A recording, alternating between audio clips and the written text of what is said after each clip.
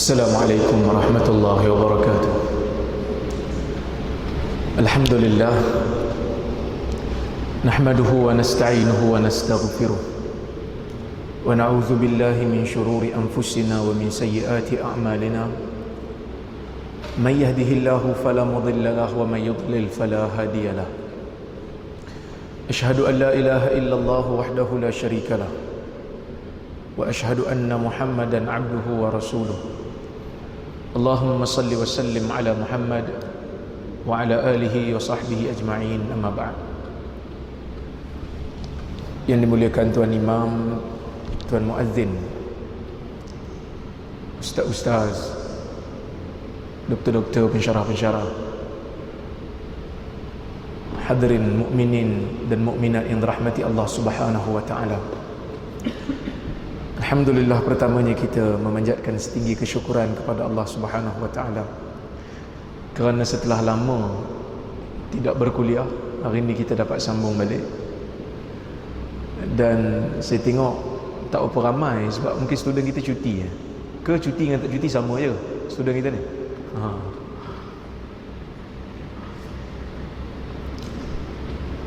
Sebenarnya saya baru balik daripada kursus seminggu. Tiba-tiba semalam baru teringat hari ni ada kuliah, jadi tak sempat nak prepare untuk kitab yang kita baca tu. Lepas tu saya cakap dengan sahabat-sahabat, saya kata hari ni saya baca hadis mana yang saya hafal lah kan. Lepas tu saya urai. Tuan-tuan, kita hari ni kita berbincang, ataupun saya baru habis menulis satu artikel, insya-Allah akan dipostkan tak lama lagi.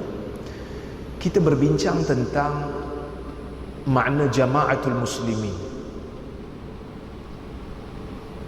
Dalam hadis yang banyak, antaranya yang glamour adalah hadis riwayat Huzaifah ibn al-Yaman yang panjang hadis tu.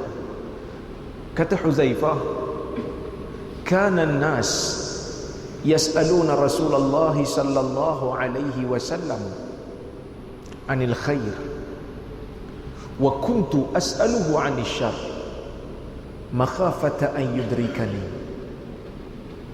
Faqultu ya Rasulullah, kunna fi jahiliyatin wa syarr faja'ana Allah bihadzal khair fahal ba'da hadzal khair min syarr? Qala na'am. Qala fahal ba'da hadzal syarr min khair? Qala na'am wa fihi dakhan. فقلت وما دخنه يا رسول الله؟ قال قوم يستنون بغير سنتي ويهدون بغير هدي. قال فهل بعد هذا الخير من شر؟ قال نعم. دعاة إلى أبواب جهنم فمن أجابهم إليها خذفوهم فيها. فقلت صفهم لنا يا رسول الله. قال هم من جلدتنا ويتكلمون بألسنتنا. فما تأمرني؟ قال حذيفة فما تأمرني إن أدركني ذلك؟ قال تلزم جماعة المسلمين وإمامهم. Ataupun riwayat yang disebut ilzam jama'atul muslimina wa imamahum. فقلت وإن لم يكن هناك وإن لم تكن هنالك جماعة ولا إمام؟ قال اعتزل تلك الفرق كلها حتى ولو أن تعد على أصل شجرة ويدركك الموت وأنت على ذلك أو كما قال رسول الله. Hadis ni panjang sikit, saya urai ya. Mungkin dalam masa sejam ni bolehlah urai tu kan.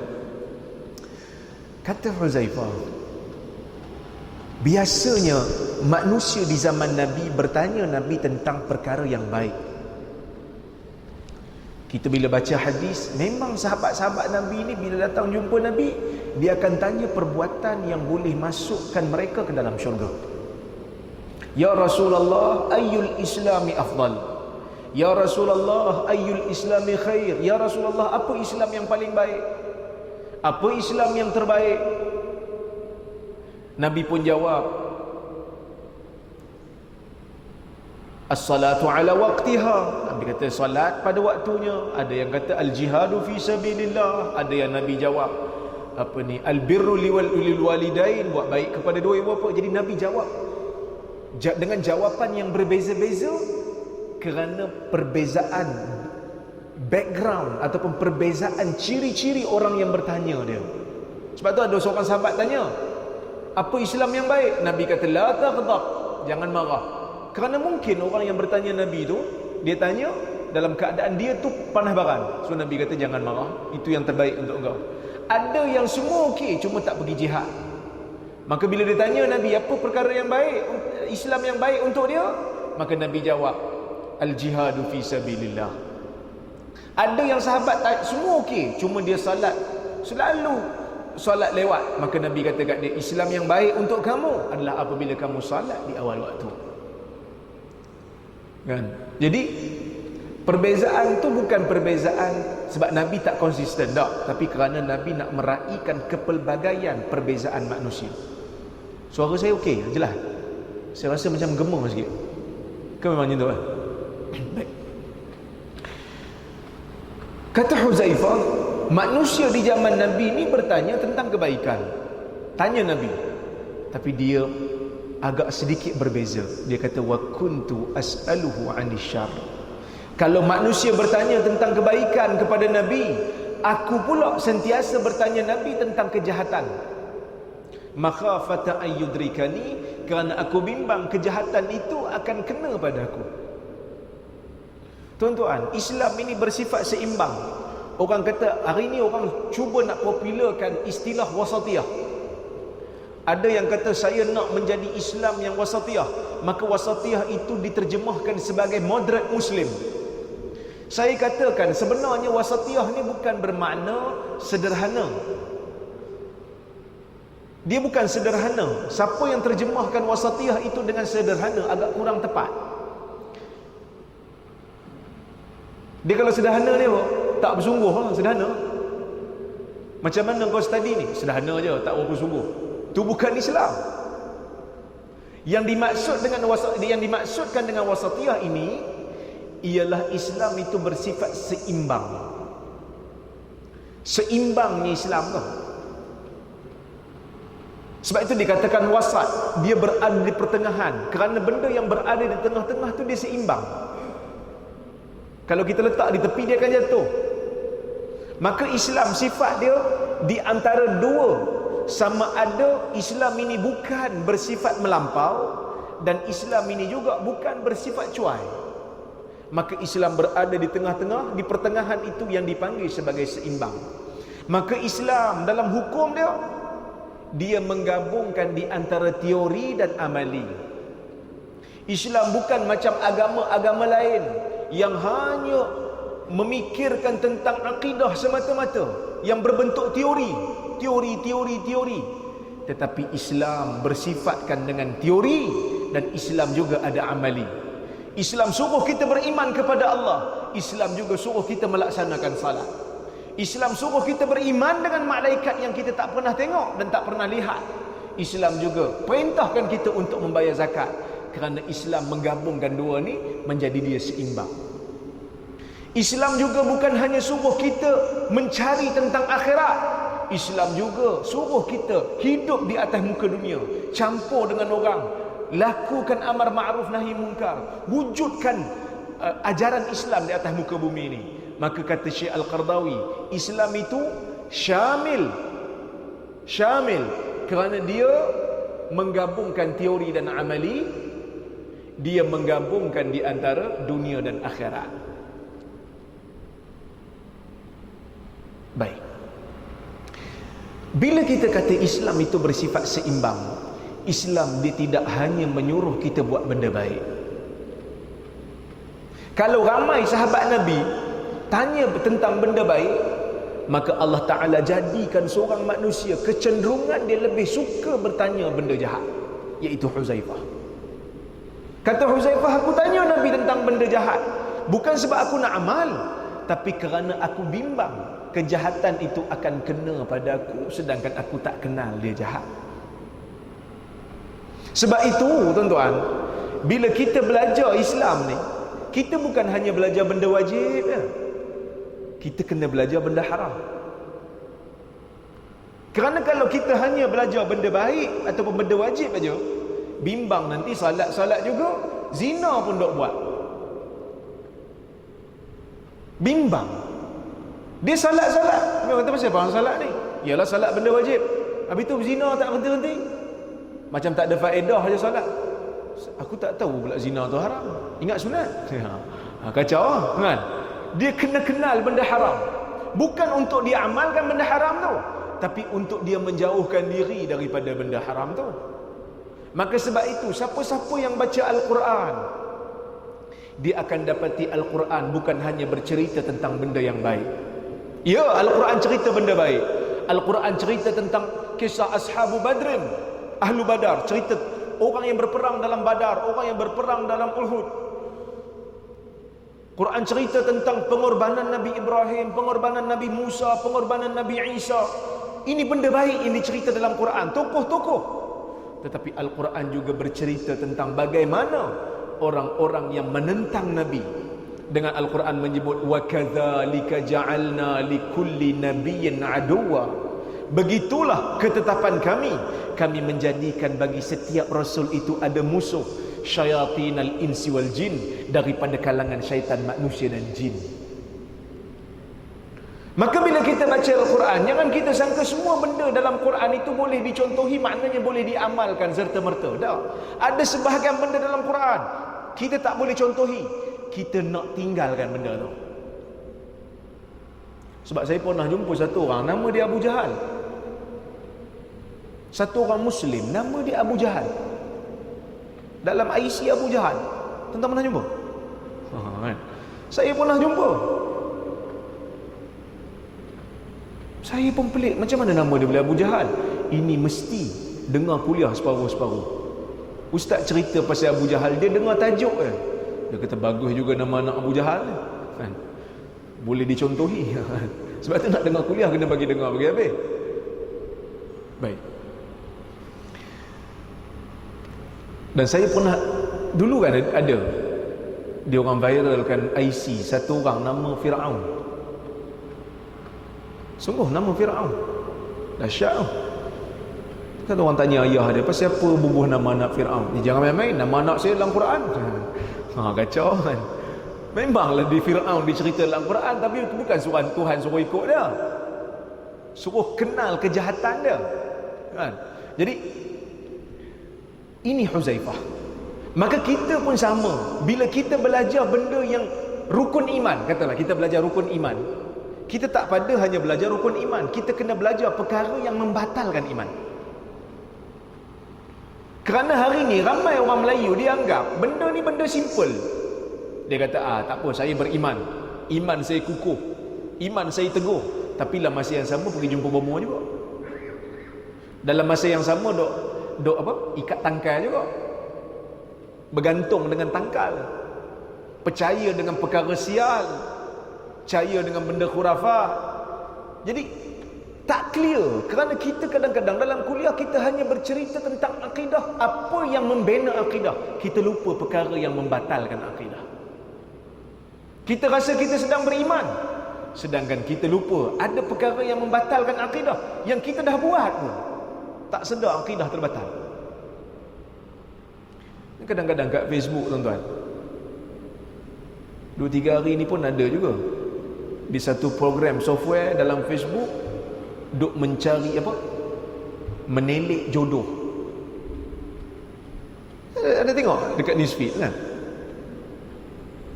Ke tuan-tuan tak layan Facebook kan? Mungkin tak layan Facebook pun kan? Ramailah kawan-kawan kita dok buat. Tuan-tuan, benda ni telik nasib. Alah ustaz, main-main je ustaz, bukan serius pun. Tuan-tuan, dengar hadis ni.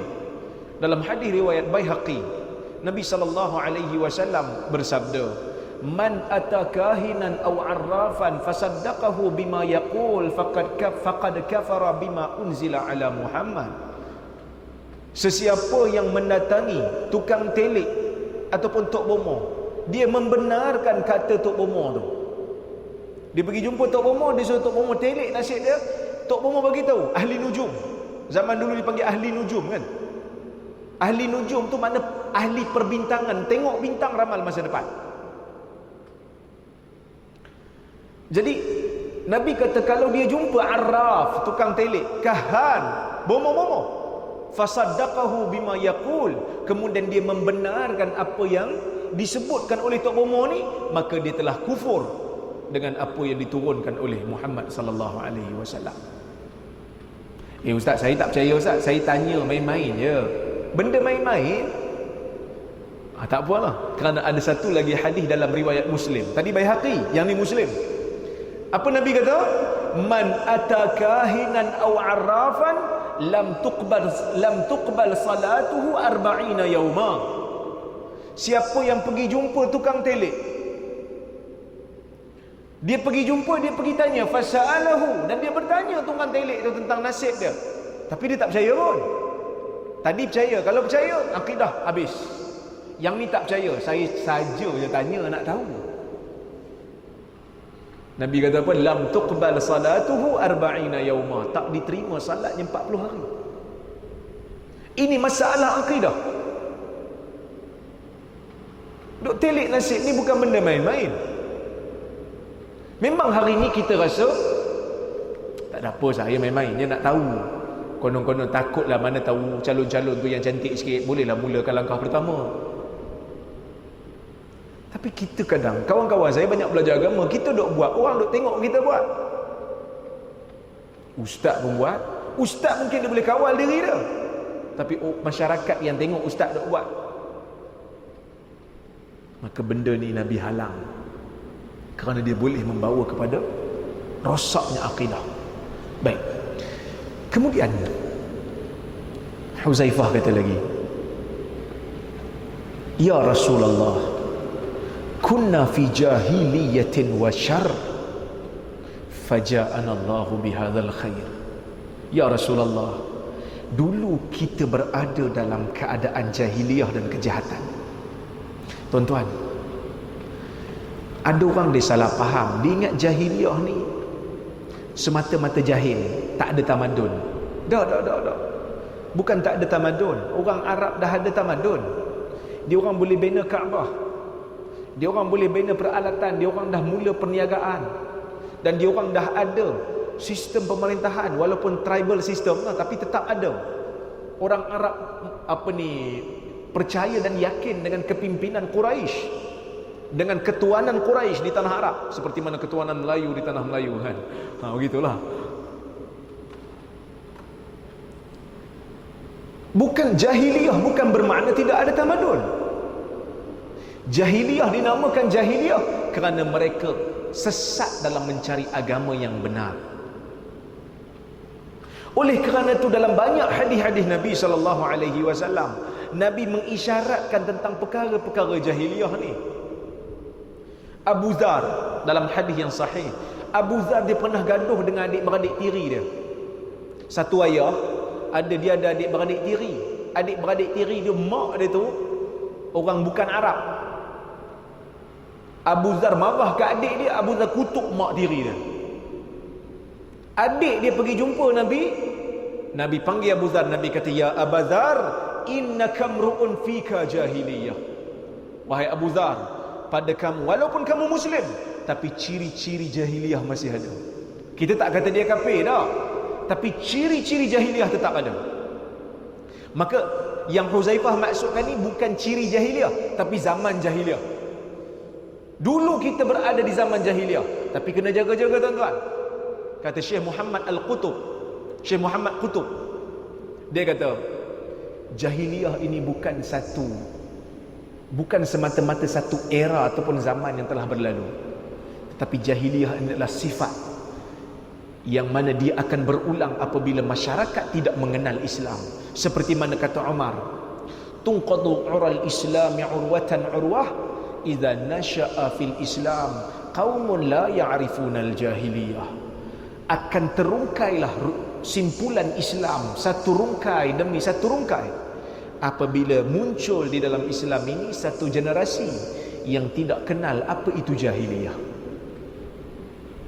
Dan Nabi sebut dalam hadis yang lain, Nabi kata, arba'un min umuril jahiliyah, arba'un fi ummati min umuril jahiliyah la yatrukunahun. 4 perkara daripada urusan jahiliyah di sisi umat aku, dan mereka tak akan tinggalkan amalan ni. Masih ada, walaupun sebahagian dah tinggal, sebahagian tetap amalkan. 4 perkara. Apa dia? Al-fakhru bil ahsab, wat-ta'nu bil ansab, wal istisqa'u bin nujum, wan niyahah. 4 perkara. Yang pertama, Nabi kata ini amalan orang jahiliah. Masih ada dalam umat ni. Akan ada orang amal, Nabi kata. Akan ada orang tak akan tinggal benda ni. Walaupun orang lain semua pakat tinggal dah, dia nak buat juga. Apa dia? Yang pertama Nabi kata, al-fakhru bil ahsab, berbangga dengan keturunan. Agak-agak ramai dah orang hari ni tuan-tuan berbangga dengan keturunannya. Kita kadang-kadang tengok Bangla, kita pandang sebelah mata, kan? Kan ada apa Bangla tu, kan? Sebab kita rasa bangsa ni bangsa miskin, tapi mungkin dia di sisi Allah lebih tinggi daripada kita, kan? Al-fakhru bil ahsab, wat-ta'nu bil ansab. Kita bangga dengan keturunan kita, dan kita hina keturunan orang lain. Wat-ta'nu bil ansab, kita hina orang.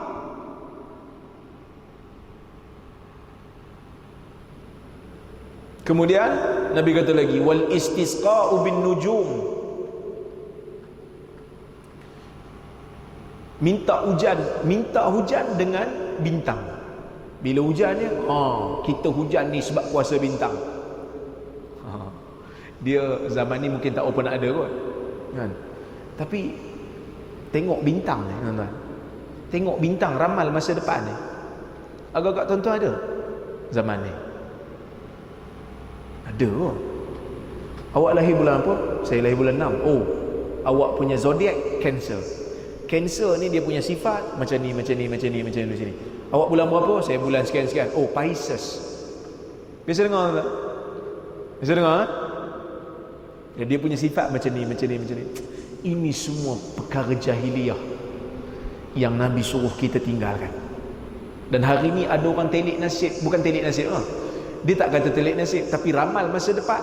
Kenali personality anda melalui tarikh lahir.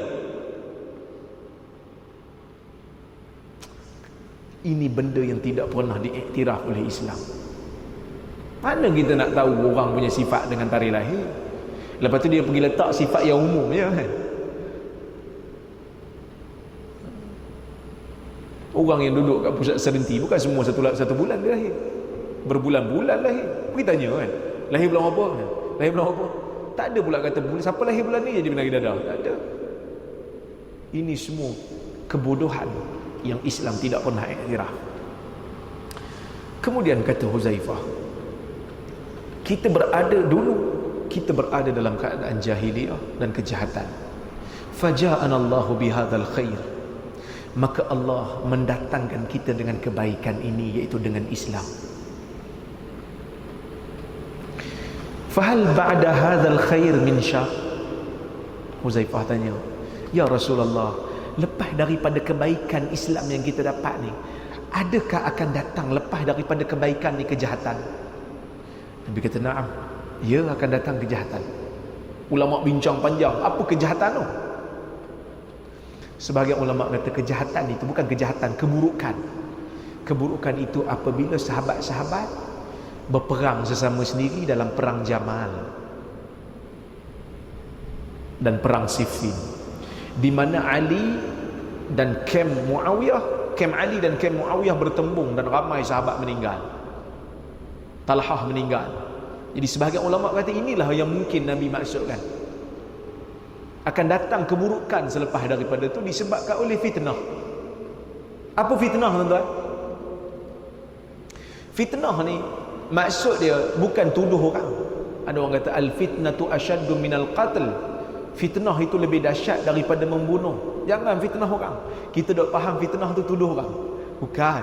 fitnah yang dimaksudkan dalam ayat itu ialah syirik.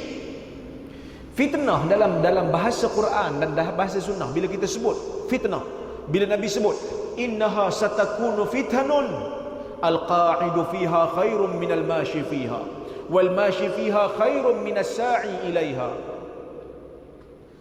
akan berlaku fitnah di akhir zaman nanti. Orang yang duduk lebih baik daripada orang yang berjalan, orang yang berjalan lebih baik daripada orang yang masuk ke dalam fitnah. Apa maksud fitnah? Kata ulama-ulama hadis yang mentafsirkan hadis ni, fitnah bermaksud bencana ataupun bala yang apabila dia turun, orang tak tahu mana satu betul, mana satu salah. Sebab tu Nabi kata orang yang duduk lebih baik daripada yang berdiri. Bila berlaku fitnah, kita keliru mana satu betul, mana satu salah. Jangan masuk campur, duduk. Orang yang duduk lebih baik daripada orang yang berdiri. Orang yang berdiri ni maksud dia mungkin dia komen sikit. Jangan komen selagi mana kau tak reti. Dan orang yang berdiri itu lebih baik daripada orang yang berusaha masuk dalam tu, join sekali. Maka yang dimaksudkan ni, sahabat-sahabat yang Nabi kata keburukan ni, kata para ulama, al-fitanu bainas sahabah, fitnah yang berlaku di kalangan sahabat, yang mana masing-masing mempunyai hujah. Ali kata dia di pihak yang benar, Muawiyah juga kata dia di pihak yang benar. Tetapi kita ahli sunnah, kita bukan macam Syiah yang mengkafirkan Muawiyah dan tentera-tenteranya. Kita mengatakan Muawiyah salah dalam ijtihad, tetapi kebaikan Muawiyah yang lain telah menyembunyikan ataupun telah menutup segala keburukan yang dia buat. Kesilapan dia itu telah di-cover balik oleh kebaikan dia yang banyak. Kerana Muawiyah penulis wahyu. Muawiyah penulis wahyu. Maka kita kata Ali di pihak yang benar, Muawiyah tersilap dalam ijtihad, maka dia, kebaikan dia yang banyak telah mengampunkan kesilapan dia. Dan ramai di kalangan sahabat, banyak juga di kalangan sahabat, bila berlaku pergaduhan antara Ali dengan Muawiyah ni, dia orang tak masuk campur. Ramai apa? Antaranya Abu Hurairah, Abu Bakrah, Ibnu Umar, dia orang tak masuk campur. Sebab dia orang keliru mana satu yang betul. Kerana dia orang berpegang dengan hadis Nabi tentang fitan. Kemudian Huzaifah tanya Nabi lagi. Huzaifah kata, "Fahal ba'da hadha syarr min khair?" Selepas daripada keburukan dan bencana itu ya Rasulullah, akan datang tak lagi kebaikan? Nabi kata, "Na'am, ya, akan datang kebaikan." Wa fihi dakhan. Kebaikan itu akan datang, tetapi kebaikan itu keruh. Kebaikan itu tidak bersih. Akan datang kebaikan, orang Islam akan kembali bersatu, tapi dia tak bersih. Wa ma dakhanahu ya Rasulullah. Keruh tu macam mana ya Rasulullah, kata Huzaifah. Huzaifah tanya lagi. Nabi kata, qaumun yastannuna bi ghairi sunnati wa yahduna bi ghairi hadi ta'rifu minhum wa tunkir. Akan muncul satu kaum daripada kalangan orang Islam, yastannuna bi ghairi sunnati, yang mana mereka ini mengamalkan satu sunnah yang bukan sunnah aku. Wa yahduna bi ghairi hadi, dan mereka memilih cara hidup yang bukan cara hidup aku. Mereka memilih petunjuk bukan daripada petunjuk aku. Ta'rifu minhum wa tunkir, yang mana sebahagian amalan mereka kamu kenal, ia sebahagiannya daripada sunnah. Wa tunkir, dan sebahagian yang lain kamu kata ni bukan sunnah, tetapi ditempikkan masuk ke dalam sunnah. Tuan-tuan, yang ni Nabi sebut, bukan saya sebut. Kita kadang-kadang dalam amalan harian kita, cuba kita perhati, ada tak amalan harian kita ni yang kita buat dalam usaha kita nak mendekatkan diri kepada Allah, ada tak beberapa amalan yang tidak ada sumber dalam hadis? Kita bukan cerita bab maksiat. Maksiat memang Nabi tak ajar kita buat. Nabi ajar kita cara beragama. Nabi ajar kita cara beragama. Jadi bila kita nak beragama, bila kita nak beribadah, kita kena cari ibadah yang mana Nabi tunjuk. Kalau ibadah ni boleh reka, maka Sami Buddha pun betul lah. Sebab Sami Buddha pun dia buat ibadat tu nak masuk syurga, nak mendekatkan diri dengan Tuhan. Tapi cara dia salah, kerana dia tak mengikut cara Nabi. Keikhlasan dia mungkin betul. Kan Sami tuan-tuan, mana makan daging, makan buah, rambut botak. Bila kita tanya, ni buat benda ni semua untuk apa? Dia akan kata, saya nak membersihkan diri, nak menghampirkan diri dengan Tuhan. Tapi kita sebagai orang Islam, kita kata cara dia salah. Maka kita juga sebagai orang Islam, walaupun akidah kita telah benar, tetapi cara ibadah itu mesti benar. Tata cara ibadah itu bukan rekaan yang ditempik masuk ke dalam Islam. Kerana itu dalam banyak hadis Nabi sebut, iyyaka wa muhdatsatil umur, jaga-jaga kamu dalam perkara-perkara yang baru dalam agama. Fa inna kulla muhdatsatin bid'ah wa kulla bid'atin dalalah. Kerana perkara yang baru itu adalah bid'ah, dan perkara bid'ah itu dan perkara bid'ah itu adalah sesat.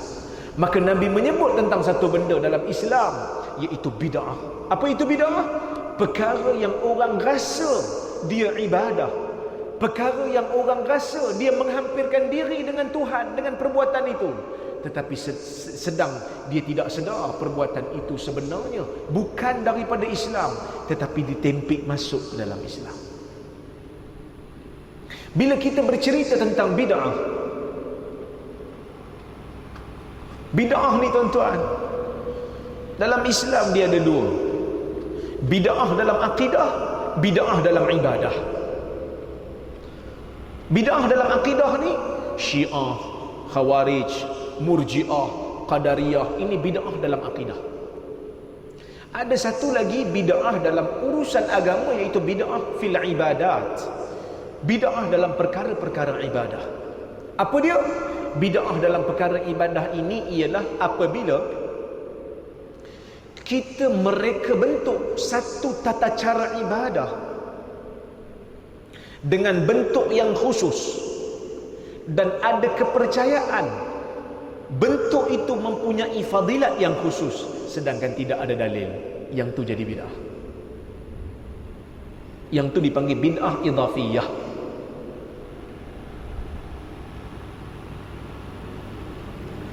Ustaz, mari mana kaedah ni? Kaedah ni mari daripada Syatibi. Syatibi kata apa? Dalam kitab dia Al-I'tisam, yang diiktiraf sebagai ta'rif ataupun definisi yang terbaik dalam mendefinisikan bid'ah. Dia kata, tariqatun fid din mukhtara'ah, satu jalan yang disandarkan dalam agama tetapi ia direka, mukhtara'ah. Tudahi syar'iyah, yang menyamai benda dalam agama, dia sama lebih kurang. Yuqsadu bisuluki 'alaiha, yang mana orang yang beramal dengan jalan itu, masa dia amal tu, dia al-mubalaghah fit ta'abbud lillah, dia bersangat-sangatan, berlebih-lebihan nak beribadat pada Allah. Apa yang Nabi ajar, dia tak pada yang tu, dia tak cukup dengan yang tu, dia pergi buat satu amalan baru. Lepas tu dia kata yang ni ada fadilat lebih, al-mubalaghah fit ta'abbud. Pertama dia reka, yang kedua ada kepercayaan ia ada fadilat, sedangkan tidak ada dalil, ia rekaan. Ini kata Syatibi bid'ah. Maka ramai dalam kalangan ulama-ulama mazhab Syafi'i, saya bawa mazhab Syafi'i, saya tak bawa mazhab lain. Ulama mazhab Syafi'i, antaranya siapa? Ibn Hajar Al-Haytami dalam kitab dia Tuhfatul Muhtaj, mengkritik orang zaman dia yang melakukan haji, bila wukuf mereka panjat bukit Jabal Rahmah, kerana mereka percaya kalau wukuf di atas tu dapat pahala lebih. Dia kata perkara ini bid'ah. Bukan sekadar Ibn Hajar Haytami, Imam Nawawi juga mengkritik benda ni dalam kitab dia Al-Majmu'. Jadi benda bid'ah ni ada. Tapi sebahagian ustaz dia tak mau bincang. Nanti dia kata, kalau saya bincang nanti orang tak panggil saya kuliah lagi lah. Tapi Tapi tak apa, tuan-tuan tak panggil saya lepas ni tak apa kan? Boleh saya balik terus tapi tak kan. Kita kena tahu benda ni. Sebab hadis Nabi jelas. Nabi kata apa? Akan muncul satu kaum yastannuna bi ghairi sunnati. Mereka Muslim. Nabi kata ini kebaikan. Kebaikannya apa? Mereka Muslim. Tetapi mereka yastannuna bi ghairi sunnati. Mereka pilih sunnah yang bukan sunnah aku. Wa yahduna bi ghairi hadi. Dan mereka memilih petunjuk bukan petunjuk aku. Dan kadang-kadang ada jenis masyarakat kita ni tuan-tuan, bila kita baca hadis sahih, tuan-tuan, hadis sahihnya begini, dia dengar atau dia panas telinga. Kita tak kata kat dia pun, kita cuma baca hadis, tapi dia rasa macam orang ni saja nak sindir dia kan. Ini masalah.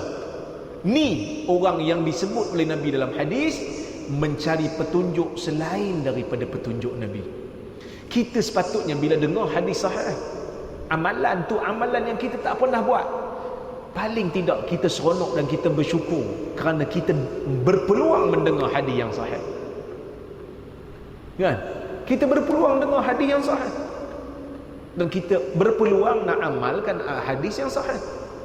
Baik, kemudian Huzaifah tanya lagi, dia kata, fahal ba'da hadzal khair min syarr? Selepas daripada kebaikan yang tak berapa nak jernih itu, akan datang tak kejahatan? Nabi kata na'am, akan datang. Nabi kata du'atun ila abwabi jahannam, yang mana pada zaman itu akan muncul du'at, pendakwah-pendakwah.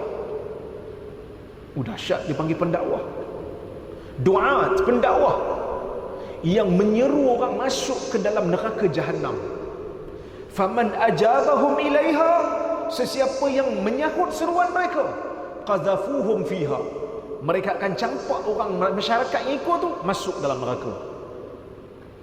Tuan-tuan, biasa orang jahat Nabi tak panggil dia du'at. Du'at ni biasa untuk orang yang berdakwah. Ni benda jahat, ajak orang masuk neraka. Maka ulama berbeza pendapat apa yang Nabi maksudkan. Kata Ibnul Qayyim, dia mentafsirkan hadis ni, dia kata golongan ini adalah golongan ulama. Sebab tu dipanggil du'at, pendakwah. Golongan ulama yang mana mereka menyeru kepada kebaikan dengan kata-kata mereka, tetapi buat benda yang jahat dengan perbuatan mereka. Saya rasa tafsiran ini adalah sebahagian ataupun sejuzuk daripada makna hadis. Biar kita kekalkan mereka ini dianggap pendakwah, tetapi sebenarnya mereka mengajarkan kesesatan kepada umat. Kita luaskan makna kerana lafaz hadis luas. Tuan-tuan, ulama yang jahat ni bukan hanya dia suruh orang buat benda baik dia tak buat. You yang ni salah. Allah Ta'ala sebut dalam Quran, kabura maqtan 'indallah an taqulu ma la taf'alun. Besar kemarahan, kemurkaan di sisi Allah apabila kamu menyebut sesuatu sedangkan kamu tak buat. Besar. Tapi ada yang lebih besar daripada itu.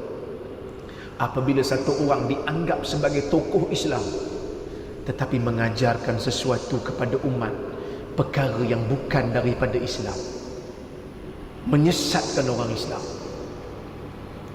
Dalam Islam kita ada panggil golongan ni sebagai golongan qusas, golongan yang memalsukan hadis dan menyandarkan dia kepada Nabi, sesatkan orang lain.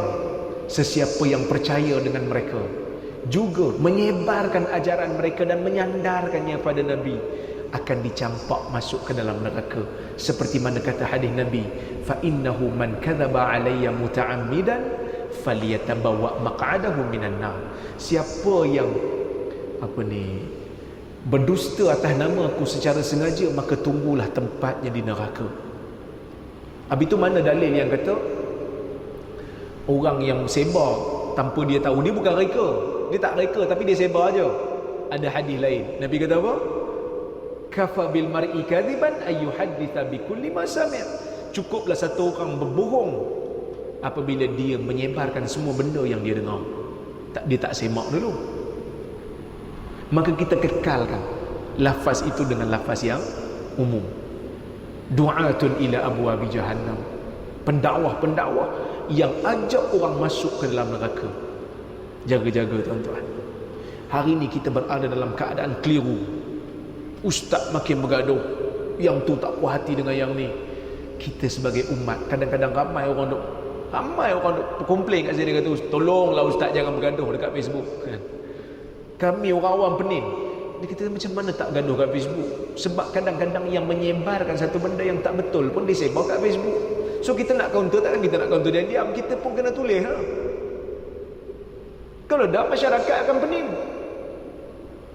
Dia rasa dia tak pening, tapi amalan dia pening. Maka bila ada ilmuwan begini kata begini, ilmuwan tu kata begitu, kita sebagai umat, kita baca, kita nilai, melihat kekuatan hujah. Ustaz, kami cuba dah baca tapi tak faham benda. Kata orang Terengganu, dok faham setarang abu. Kalau tak faham, cari orang yang kita yakin ilmu dia untuk ajar kita. Baik. Kemudian dia kata lagi,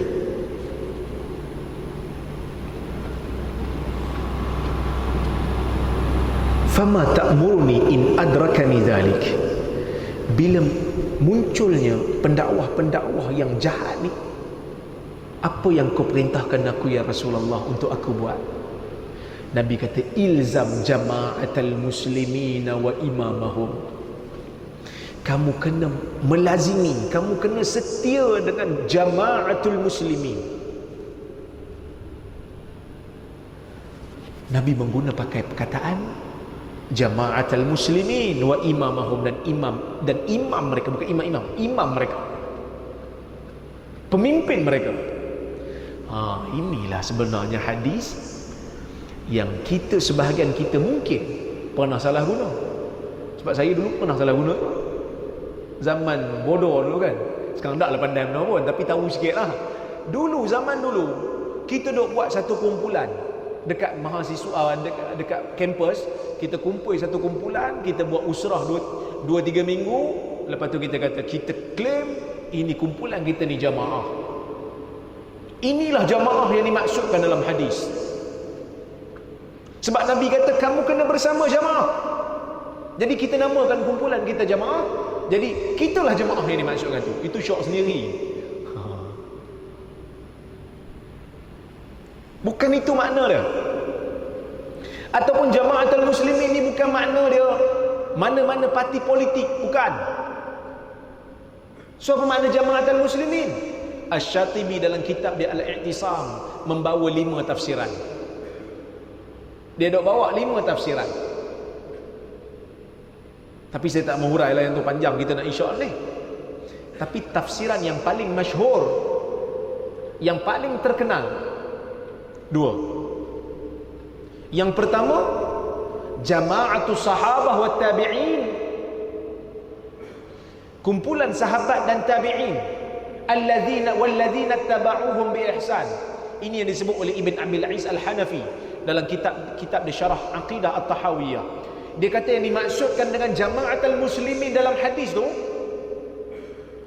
ialah kumpulan sahabat, tabi'in dan orang yang mengikut jalan mereka. Maknanya bila kata jama'atul muslimin, kamu kena ikut ahli sunnah. Kerana jalan sahabat ni jalan ahli sunnah. Sebab golongan yang Syiah dia mengkafirkan sahabat. Majoriti sahabat dia kafirkan. Khawarij ada juga sahabat yang dikafirkan. Dia kata siapa yang reda dengan tahkim, kafir. Khawarij. Maka ramai sahabat dikafirkan. Begitu juga Syiah, ramai sahabat dikafirkan. Kita ahli sunnah, kita kata sahabat semua berada di atas hidayah. kita mau ikut metodologi sahabat. Bukan kita nak ikut pandangan sahabat yang individu dalam fiqh. Sebab sahabat ni pun beza pendapat dalam bab fiqh. Kita mau ikut metodologi mereka beragama. Mendahulukan Quran dan Sunnah lebih daripada segala-galanya. Bukan macam Syiah, bukan macam Khawarij. Ini maksud jamaah al-muslimin, kumpulan sahabat tabi'in dan mereka yang mengikut jalan mereka. Orang-orang yang mengikut jalan mereka itu ahli sunnah wal jamaah. Nabi kata kamu kena kekal bersama ahli sunnah wal jamaah. Wa imamahum, dan pemimpin mereka. Siapa pemimpin? Khalifah. Khalifah. Dan tafsiran yang kedua, dia kata kumpulan orang Islam yang duduk di bawah satu khalifah, yang mana khalifah itu dipilih, dilantik dengan cara yang sah. Sebenarnya tafsiran pertama dengan kedua ni tak jauh beza. Tak jauh beza. Kedua-duanya membawa makna yang lebih hampir sama, iaitu Nabi kata bila berlaku kacau bilau, kamu kena duduk dengan kumpulan ahli sunnah dan kamu kena setia dengan pemimpin dia. Kamu jangan memberontak. Banyak lagi hadis lain Nabi sebut tentang jamaah ni. Nabi kata, man kharaja anil jamaah qaida shibrin famat illa mata mitatan jahiliyah. Siapa yang keluar daripada jamaah kadar sejengkal, bila dia mati jahiliyah. Kalau kita tafsirkan jamaah itu dengan mana-mana parti tertentu, kumpulan tertentu, macam tadi saya sebut, bila kita duduk kat kampus, kita buat satu kumpulan, kita kata kitalah jamaatul muslimin tu. Maka siapa yang tak join kita, mati jahiliyah. Kacau tuan. Kita buat satu kumpulan kita letak label Islam sikit, lepas kita siapa yang tak join kita, mati jahiliyah. Bukan makna tu. Saya tak nafikan. Kadang-kadang tujuan mereka bagus, kerja mereka memberikan pahala, tetapi tafsiran terhadap hadis mesti benar. Kerana kalau kita silap terjemah hadis, dia membawa benda yang lebih besar. Pertama, kita akan sesatkan orang lah. Siapa keluar daripada kumpulan kita, mati jahiliyah. Satu. Ada hadis yang Nabi kata, man atakum wa amrukum jami', hadis Muslim. Man atakum wa amrukum jami' wa yuridu ay yashqa asakum aw yufarriqu jama'atakum faqtuluh. Dalam hadis Muslim, Nabi kata sesiapa yang datang kepada kamu sedangkan kamu berada di bawah satu pemerintahan yang sama, kamu sepakat lantik seorang ketua, dia datang, dia cuba nak pecahkan tonggak kamu, nak buang khalifah kamu, nak buang pemimpin kamu, wa yufarriqu jama'atakum, dan dia cuba untuk memecah belahkan jamaah kamu, maka bunuh dia. Kalau kita kata jamaah itu kumpulan kita, siapa yang keluar, kita akan halalkan darah dia. Ini bahaya. Tak puas hati dengan pemilihan, ada yang keluar, siapa yang keluar halal darah. Takkan macam tu pun. Kemalah benda demokrasi pun. Jadi kita katakan, apa maksud jamaah yang Nabi benarkan halal darah, yang Nabi kata dia mati jahiliyah? Ialah orang Muslim, kesepakatan Muslim, kumpulan orang Islam, kumpulan ahli sunnah yang duduk di bawah pemerintahan seorang khalifah, seorang pemimpin. Kamu kena taat, jangan keluar memberontak. Itu maksud dia. Itu maksud dia. Hadis ni maksud dia maksud politik. Nabi tak kata yang jadi pemimpin tu mesti orang baik. Nabi tak kata. Tapi bila mana semua dah setuju nak lantik jadi pemimpin, kamu kena taat dia. Taat ni bukan makna setuju semua benda dah. Taat ni maksud dia jangan keluar angkat senjata buang dah. Kerana Nabi tak benarkan dalam negara Islam ni pertumpahan darah. Sebab tu Nabi strict dalam hadis Muslim. Nabi kata, idza buya ali khalifatain faqtulul akhira minhuma. Apabila dibai'ah dua orang khalifah dalam satu masa, dalam satu negara, dua orang khalifah dibai'ah, dua orang khalifah dilantik, bunuh yang terakhir. Nabi serius kerana benda ni benda politik. Benda politik, siasah. Dia lebih kepada konteks politik.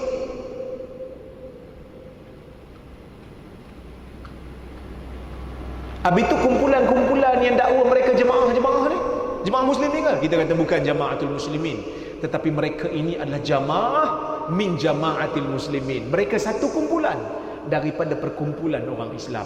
Inilah yang disebutkan oleh ulama-ulama moden, semisal Syekh Muhammad Abdul Qadir Abu Faris, seperti yang disebutkan oleh Syekh Sa'id Hawa. Ini maksud dia. Syekh Dr. Yusuf Al-Qardawi pun sebut benda yang sama. Sedangkan mereka ni, Syekh Muhammad Abdul Qadir Abu Faris, Syekh Sa'id Hawa adalah orang yang betul-betul terlibat dengan jamaah ikhwan muslimin. Kalau patut dia orang nak claim dia orang jemaah muslimin, patut dia orang claim dulu, sebab ikhwan ni lagi lama. Tapi dia orang tak claim dia orang jamaatul muslimin. Dia orang hanya sebut kita adalah jamaah min jamaatil muslimin, satu kumpulan daripada kumpulan orang Islam. Bahkan Syekh Sa'id Hawa juga memberi dalam kitab dia Jundullah Takhti, tuan-tuan baca kitab tu, bagus. Dia bagi nasihat, jangan ingat bila mana kita buat satu kumpulan, satu jemaah tu kita label dengan Islam, jangan ingat jemaah tu maksum. Tak. Itu bukan maksum. Jemaah tidak maksum. Mungkin jemaah silap.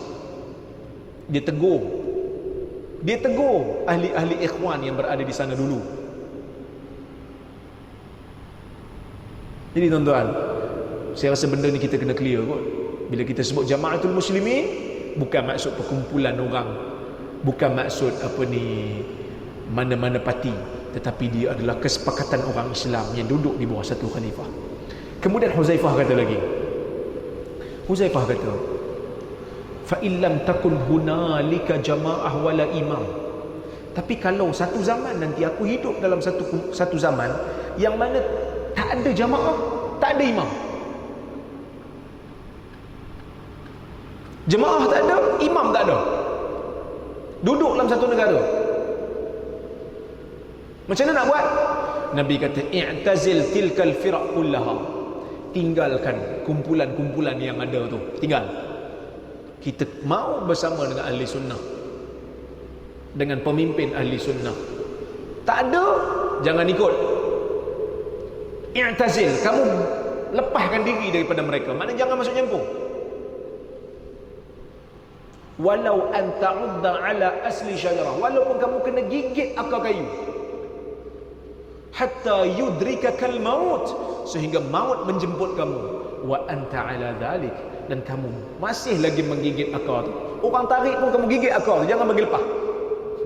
Maksud dia kena pertahankan akidah ahli sunnah tu. Jadi tuan-tuan boleh ke tak? Faham kot hadis ni? Ketinggi sangat? Okey kot. Jadi saya buka soalan kalau ada sikit.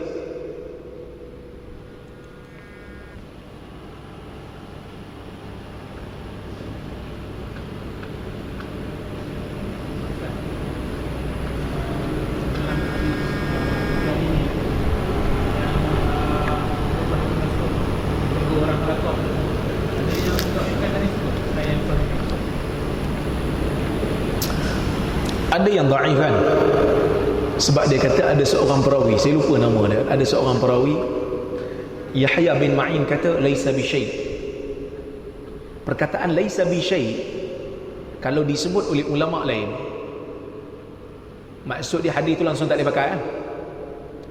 Tapi Yahya bin Ma'in ni dia ada satu istilah, laisa bi syai' ni istilah yang Ibn Ma'in dia guna. Kadang-kadang dia maksudkan laisa bi syai' ni tak boleh pakai langsung, dan kadang-kadang dia maksudkan hadis tu perawi tu dia tak banyak riwayat hadis. Jadi saya semak perawi tu, sebenarnya perawi tu okey, ulama lain kata dia okey, dia tak ada masalah. Cuma yang dimaksudkan oleh Yahya bin Ma'in laisa bi syai' tu maksud dia hadis dia tak banyak. Kerana riwayat dia tak banyak, tapi tak bermakna dia dhaif tak. Ada soalan lain?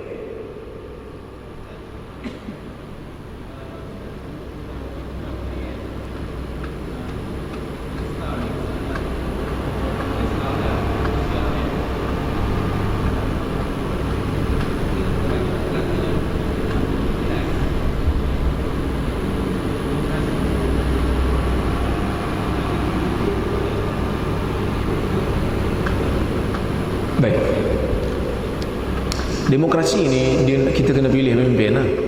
Jadi bila kita nak pilih tu, sebenarnya kita bukan kita yang pilih Perdana Menteri.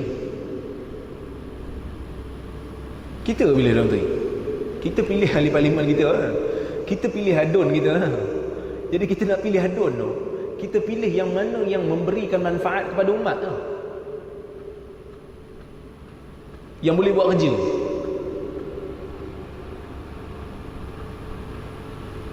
Boleh tak?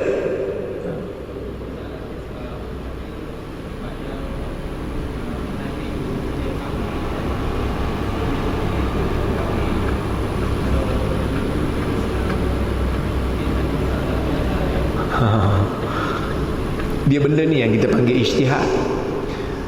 Kita kena tengok perancangan, kumpulan ataupun parti-parti yang ada tu, yang mana memberikan manfaat kepada umat banyak. Ulama bincang, boleh ke tak kita hantar wakil bukan Islam masuk parlimen? Ada orang kata tak boleh. Dia kata tak boleh sebab pemimpin tu. Sebenarnya dalam parlimen ni dia bukan pemimpin sangat pun, dia wakil ya.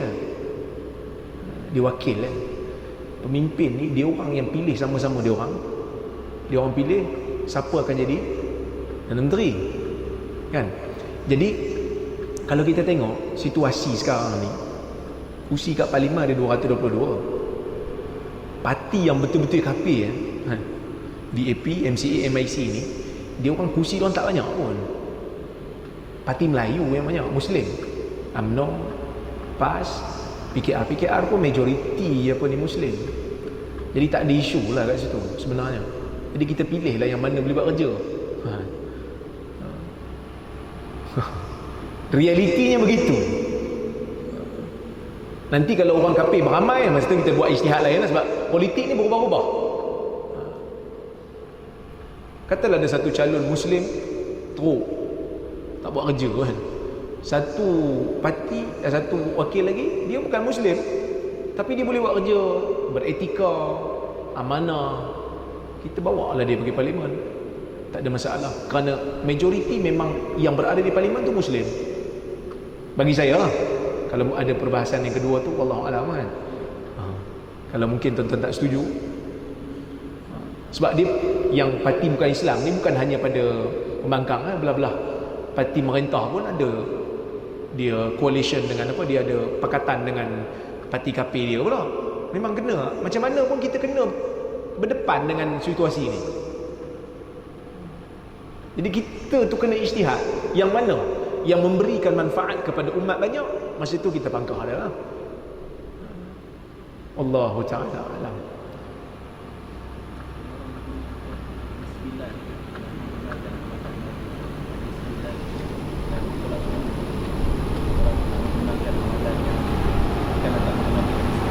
Solat sunat wudu. Benda ni berlaku sebelum daripada iktimalus syarak, sebelum daripada kesempurnaan syarak, kerana Nabi masih ada. So benda ni dimasuk di bawah sunnah takririyah. Bila Bilal buat satu benda, Nabi approve, okey lah jadi sunnah.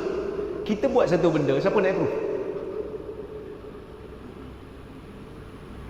Bilal dia buat satu benda, Nabi approve. Nabi kata betul, dia sunnah, jadi sunnah. Sekarang Nabi dah tak ada. Kita reka satu ibadat, saya nak buat solat hari Rabu, khutbah dia 4 kali, bagus lagi daripada solat Jumaat. Kita nak guna hadis Bilal, boleh? Bilal dia boleh solat wudu. Solat wudu lagi lah, setiap kali ambil wudu kena solat. Saya buat satu solat hari Rabu, khutbah dia 4 kali. Sebab saya tengok hari Jumaat khutbah tak sedap. Kan? Takkan tak boleh? Takkan semayang hari Rabu masuk neraka. Yalah, tak boleh sebab hari Rabu tu kena solat 4 rakaat. Tak apa, kita solat 4 tapi ada khutbah. Boleh tak tuan? Boleh? Tak boleh? Kita kata tak boleh, benda ni bid'ah. Hang reka satu benda yang Nabi tak ajar. Takkan baca khutbah masuk neraka. Tuan-tuan pakai jawab sendiri lah kan. Itu soalan, jawapan alasan yang biasa digunakan oleh orang Melayu. Jadi saya pulang balik gitu. Jadi sebelum syariat itu, sebelum Nabi wafat, syariat masih bergerak. Lepas pada tu tutup pintu syariat, telah tutup kerana syariat telah lengkap. Al-yauma akmaltu lakum dinakum, pada hari itu telah disempurnakan, aku telah sempurnakan bagi kamu agama kamu, kata Allah Azza wa Jalla. Jadi tuan-tuan, cukup sekadar itu dulu. Apa yang baik daripada Allah, apa yang buruk datang dari kelemahan diri saya mohon maaf. Kalau saya tersilap kata, terkasar bahasa, aqulu qawli hadza wa astaghfirullahal azim li wa lakum. Assalamualaikum warahmatullahi wabarakatuh.